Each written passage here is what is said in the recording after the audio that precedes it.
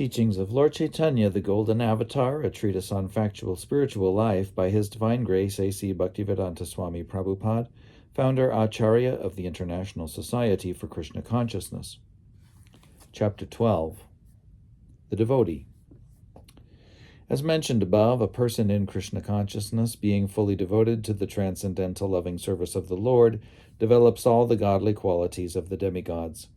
There are many such qualities, but Lord Caitanya described only some of them to Sanatana Goswami. A devotee of the Lord is always kind to everyone.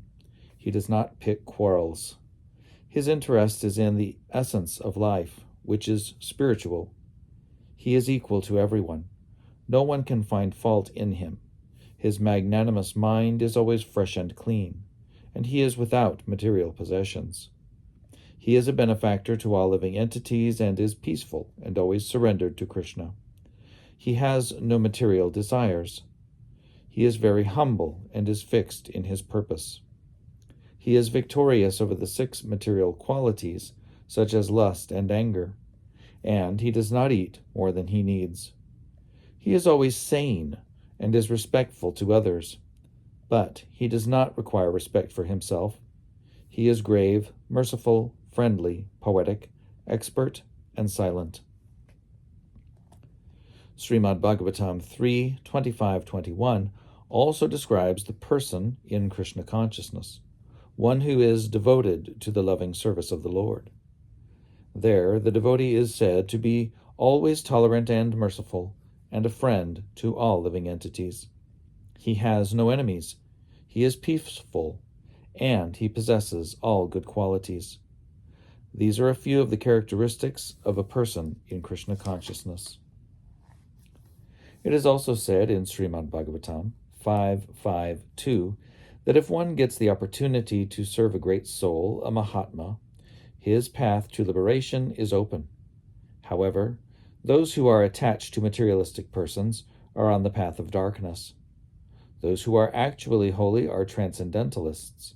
They are equipoised, very peaceful, free from anger, and friendly to all living entities.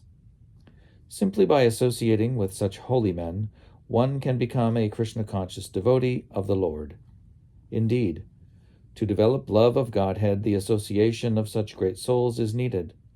The path of advancement in spiritual life opens for anyone who comes in contact with such holy men, and by following their path, one is sure to develop Krishna consciousness in full devotional service. In the 11th canto, 2nd chapter of Srimad Bhagavatam, Vasudeva, the father of Krishna, asks Narada Muni about the welfare of all living entities, and in reply, Narada Muni quotes a passage from Maharaj Nimi's discussion with the 9 sages. Quote, "O holy sages," King Nimi said, "I am just trying to find the path of well-being for all living entities. A moment of association with holy men is the most valuable thing in life, for that moment opens the path of advancement in spiritual life." Srimad Bhagavatam 11:2-30. This statement is confirmed elsewhere in Srimad Bhagavatam 3:25-25. By associating with holy persons and discussing transcendental subject matters with them, one becomes convinced of the value of spiritual life. Very soon, hearing of Krishna becomes pleasing to the ear and begins to satisfy one's heart. After receiving such spiritual messages from holy persons or pure devotees, if one tries to apply them in his own life, one naturally and successively develops faith, attachment, and devotion while progressing on the path of Krishna consciousness. The Lord then informed Sanatana Goswami about the behavior of a devotee. The sum and substance of such behavior is that one should always stay aloof from unholy association. And what is unholy association? It is association with one who is too much attached to women, or one who is not a devotee of Lord Krishna. These are unholy persons. One is thus advised to associate with holy devotees of the Lord and carefully avoid the association of unholy non-devotees. Pure devotees of Krishna are very careful to keep aloof from the 2 kinds of non-devotees.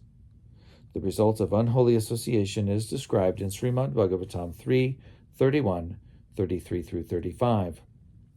There it is said that one should give up all association with a person who is a plaything for women, for by associating with such an unholy person, one becomes bereft of all good qualities, such as truthfulness, cleanliness, mercy, gravity, intelligence, shyness, beauty, fame, forgiveness, control of the mind, control of the senses, and all the opulences that are automatically obtained by a devotee.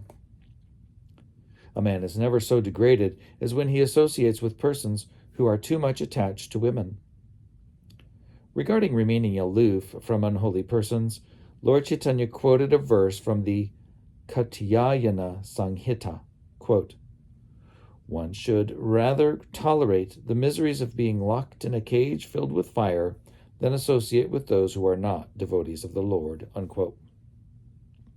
Indeed, one is advised not to even look at the faces of persons who are irreligious or without any devotion to the Supreme Lord. In other words, Lord Caitanya recommended that one should scrupulously renounce the association of unwanted persons and completely take shelter of the Supreme Lord Krishna. Krishna gave Arjuna this same instruction near the end of the Bhagavad Gita, 1866. Quote, "Just give up everything and surrender unto me. I will take care of you and protect you from all the reactions to sinful activities," unquote. The Lord is very kind to his devotees, and he is very grateful, able, and magnanimous. Therefore it is our duty to believe his words, and if we are intelligent enough and educated enough, we will follow his instructions without hesitation. In Srimad Bhagavatam 10:48-26, Akrura tells Krishna, "Ka panditas twad aparang sharanang samiyad, bhaktapriyad ritagir aha, suridaha krita gyat. Sarvan dadati suhrido bhajato bhikaman, atmanam apyupa chaya pa chayo na yasya." Quote, "Who can surrender to anyone other than you? Who is so dear? Who is so truthful? Who is so friendly? And who is so grateful? You are so perfect and complete that even though you give yourself to your devotee, you are still full and perfect. You can therefore satisfy all the desires of your devotee and even deliver yourself unto him," unquote. A person who is intelligent and able to understand the philosophy of Krishna consciousness naturally gives up everything and takes shelter only of Krishna. In this regard, Lord Caitanya recited a verse spoken by Uddhava in Srimad Bhagavatam 3:2-23. Quote, "How can one take shelter of anyone but Krishna? Who else is so kind? Even though Bakasur's sister Putana tried to kill Krishna when he was an infant by applying poison to her breast and offering it to him to suck, still that heinous woman received salvation and was elevated to the same platform as his own mother," unquote. Krishna accepted the poisonous breast of that demonic woman, Putana, and when he sucked the milk from her breast, he sucked out her life also. Nonetheless, Putana was elevated to the same position as Krishna's own mother. There is no essential difference between a fully surrendered soul and a man in the renounced order of life. The only difference is that a fully surrendered soul is completely dependent upon Krishna. There are 6 qualifications for surrender.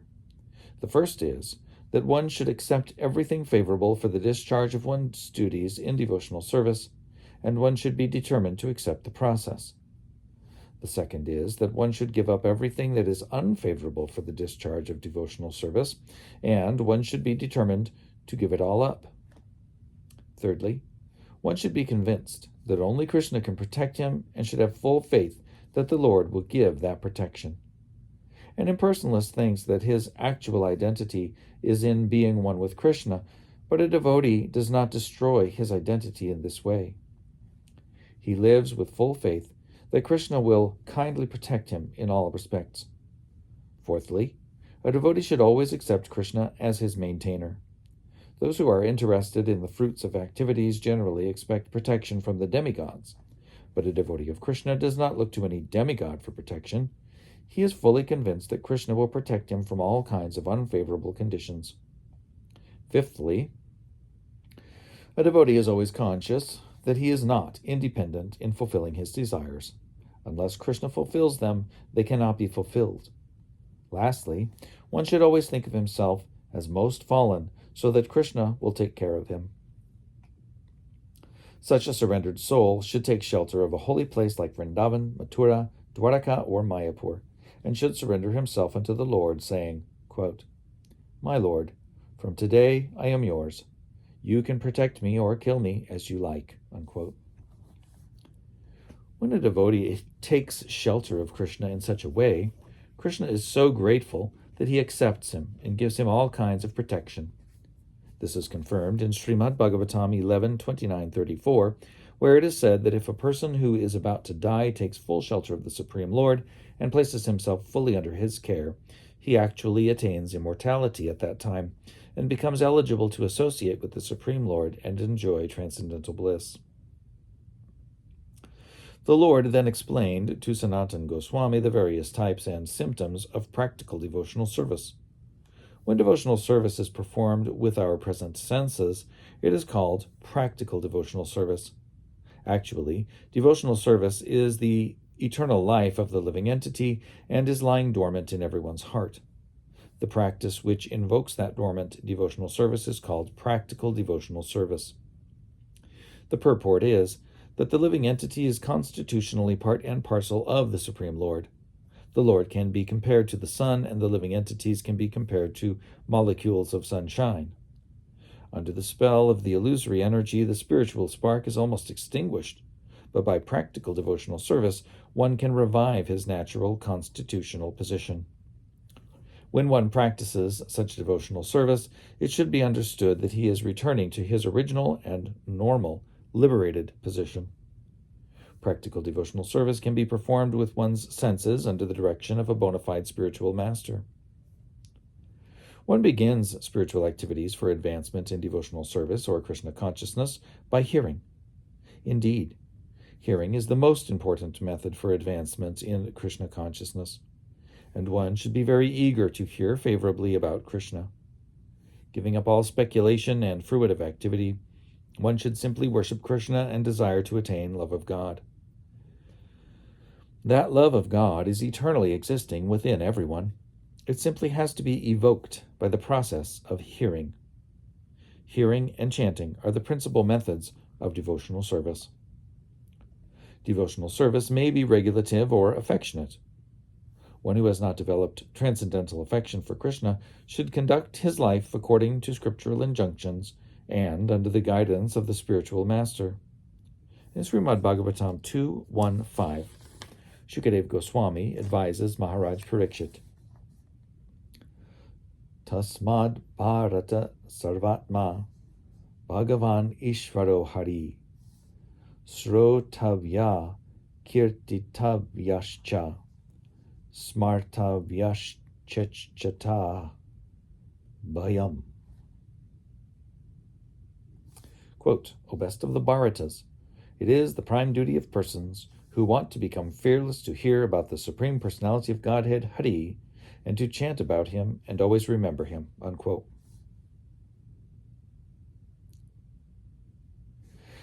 Lord Vishnu is always to be remembered and is not to be forgotten for even a moment.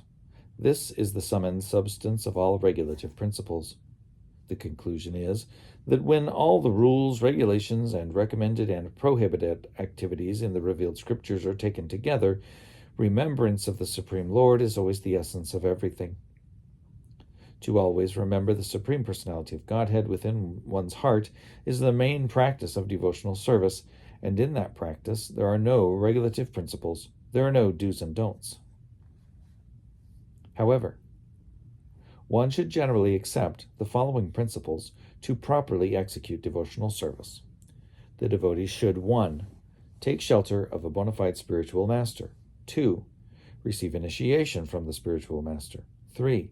Serve the spiritual master. 4. Inquire and learn love from the spiritual master. 5. Follow in the footsteps of holy persons devoted to the transcendental loving service of the Lord. 6. Be prepared to give up all kinds of enjoyment and suffer all kinds of miseries for the satisfaction of Krishna. 7. Live in a place where Krishna had his pastimes. 8. Be satisfied by whatever is sent by Krishna for the maintenance of the body, and not hanker for more than that. 9. Observe fasting on Ekadashi day. This occurs on the 11th day after the full moon and the 11th day after the new moon. On such days, no grains, cereals, or beans are eaten. Simply vegetables and milk are moderately taken, and the chanting of Hare Krishna and reading of scriptures are increased. And 10. Show respect to devotees, cows, and sacred trees like the banyan tree. It is essential for a neophyte devotee who is beginning to follow the path of devotional service to observe these 10 principles. The 11th principle is to try to avoid offenses in serving the Lord and in chanting his holy names. There are 10 kinds of offenses in the matter of chanting the holy name. 1. To blaspheme a devotee of the Lord. 2. To consider the Lord and the demigods on the same level, and to think there are many gods. Or to think there are many gods.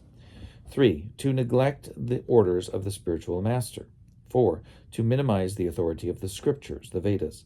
5. To interpret the holy names of God. 6. To commit sins on the strength of chanting. 7. To instruct the glories of the Lord's names to the unfaithful. 8. To compare the chanting of the holy name to material piety. 9. To be inattentive while chanting the holy name, and 10. To remain attached to material things in spite of chanting the holy names. These 10 offenses against the holy name should be avoided. The 12th principle in the execution of devotional service is that one should avoid the association of unholy non-devotees. 13. One should not attempt to have many disciples. 14. One should not take the trouble to understand many books or to understand partially any particular book. And one should avoid discussing different doctrines. 15. One should be equipoised both in gain and in loss. 16. One should not be subject to any kind of lamentation. 17. One should not disrespect the demigods or other scriptures. 18. One should not tolerate blasphemy against the Supreme Lord or his devotees. 19.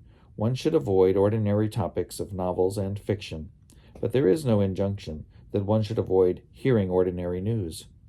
20. One should not give any trouble to any living creature, even a small bug. The first 10 of the 20 items mentioned above are affirmative, and the second 10 are prohibitive.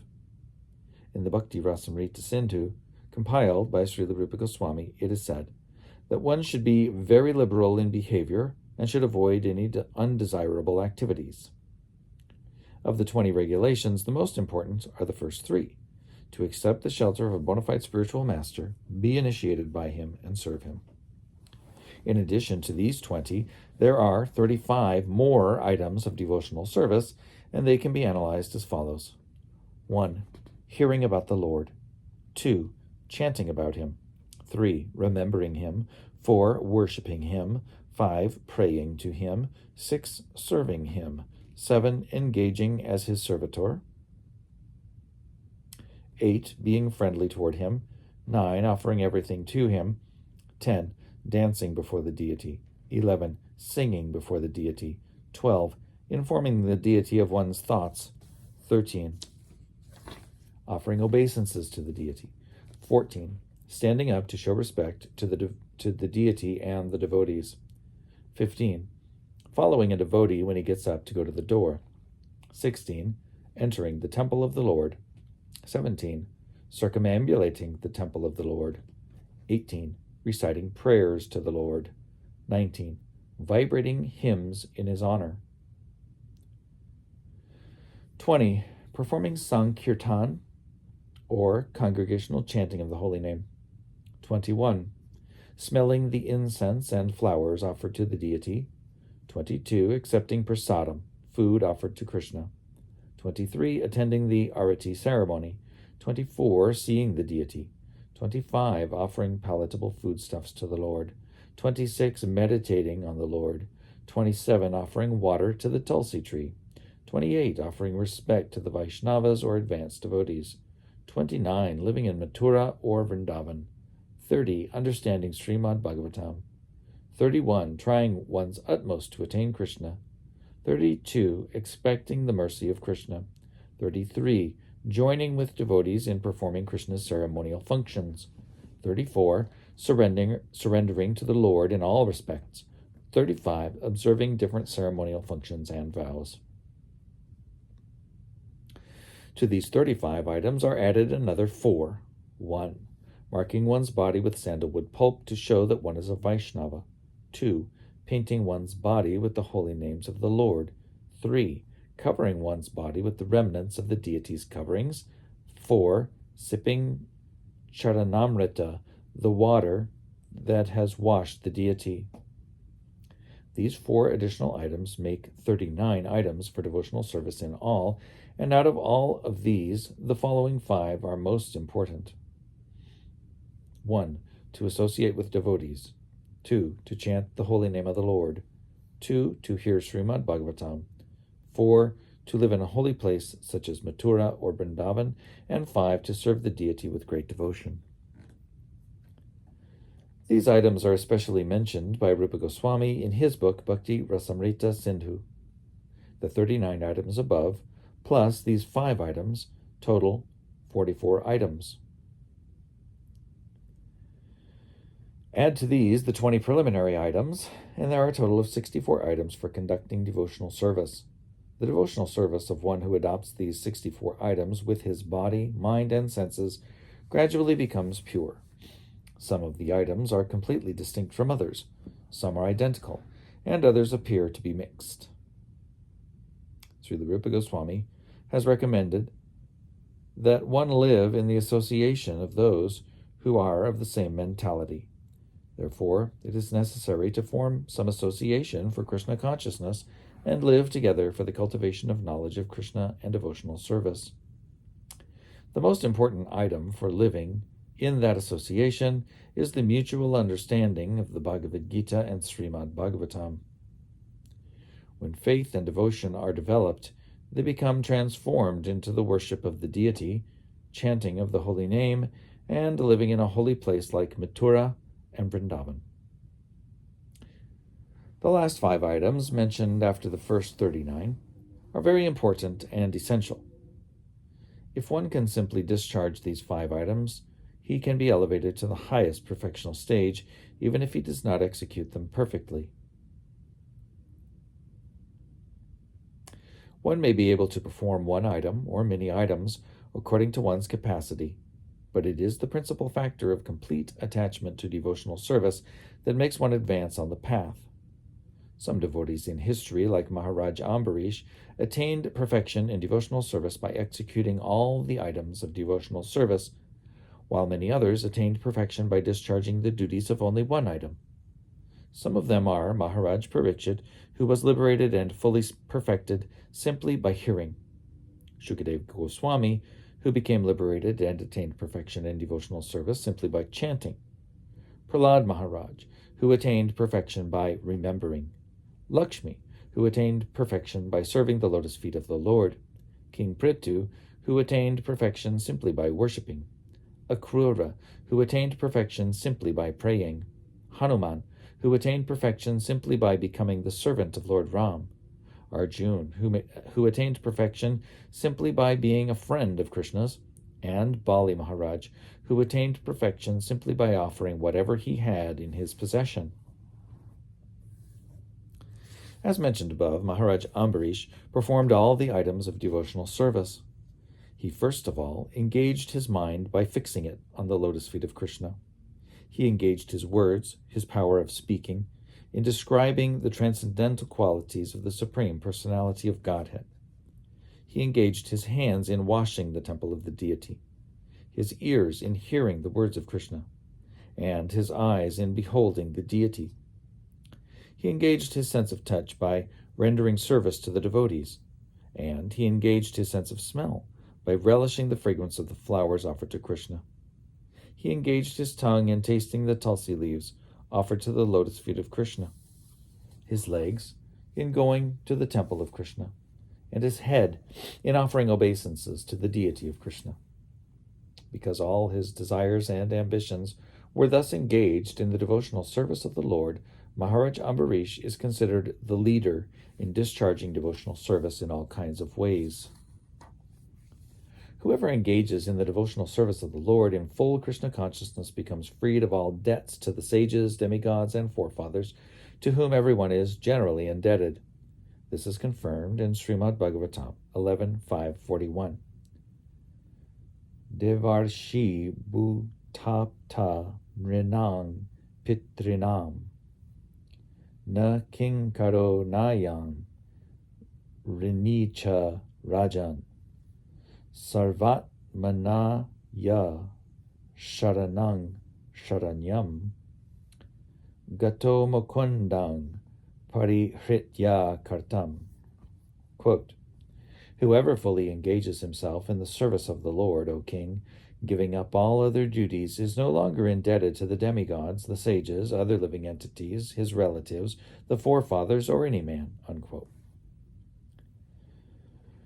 Every man, just after his birth, is at once indebted to all the above-mentioned personalities, and one is expected to discharge many kinds of ritualistic functions because of this indebtedness.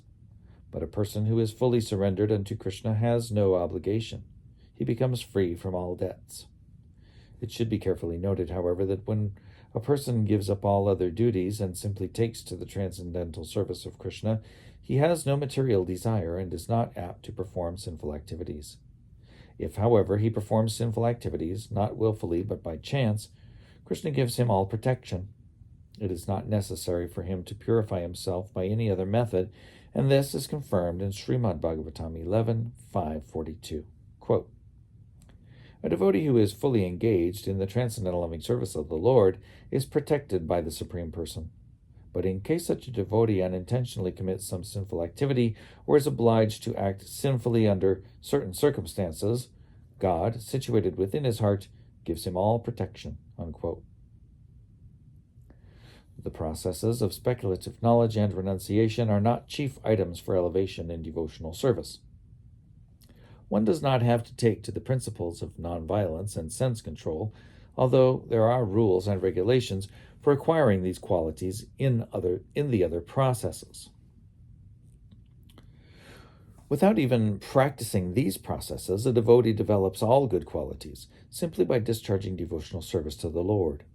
In the 11th canto of Srimad Bhagavatam 11.20.31, the Lord himself says that there is no necessity of cultivating speculative knowledge and renunciation if one is actually engaged in the devotional service of the Lord. Out of sheer misunderstanding, some transcendentalists think that knowledge and renunciation are necessary for rising to the platform of devotional service. This is not so.